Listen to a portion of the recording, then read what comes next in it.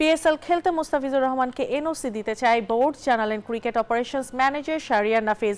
এদিকে জাতীয় দলের হয়ে আবারও মাঠে নামুক সাকিব আল হাসান, তেমনটাই চাওয়া নাফিজের। আইপিএলে খেলতে না পারলেও পিএসএল ঠিকই দলে টেনেছে মুস্তাফিজুর রহমানকে।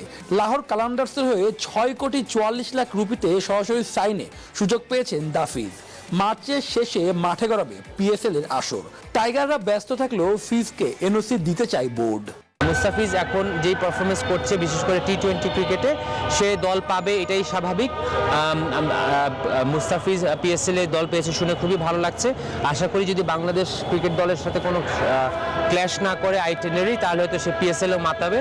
এদিকে বিশ্বসেরা অলরাউন্ডার সাকিব আল হাসানকে জাতীয় দলে ফেরাতে চেষ্টা চালাচ্ছে বিসিবি। এখন অপেক্ষা সরকারের গ্রিন সিগন্যালের। সেটি পেলেই দেশের বিমান ধরবেন মিস্টার 75। নাফিজও চান বাংলার মাটিতে আবারও লাল সবুজের জার্সিতে মাঠ মাতাক সাকিব। সাকিব বাংলাদেশের ইতিহাসের অন্যতম if not the best cricketer, এবং ওর মতো ক্রিকেটার দলে থাকাটা অবশ্যই যে কোনো দলই তাকে পেতে চাইবে। আগামী 12 ফেব্রুয়ারি জাতীয় নির্বাচন, সেজন্য অদম্য টি-20 টুর্নামেন্টে সময় সংক্ষিপ্ত করা হয়েছে। বাংলাদেশ ক্রিকেট বোর্ড চেয়েছে যতটুকু প্রফেশনালি এই টুর্নামেন্টটা অর্গানাইজ করতে, যাতে অনেক কম্পিটিশন হয়। সেই জন্যই কিন্তু 3টা টিমকে ইনটেক রেখে করা। একদমই খুবই অল্প সময় ছিল। আমরা এই জাস্ট ইলেকশনের আগে 3টি টুর্নামেন্ট আমরা শেষ করে ফেলছি।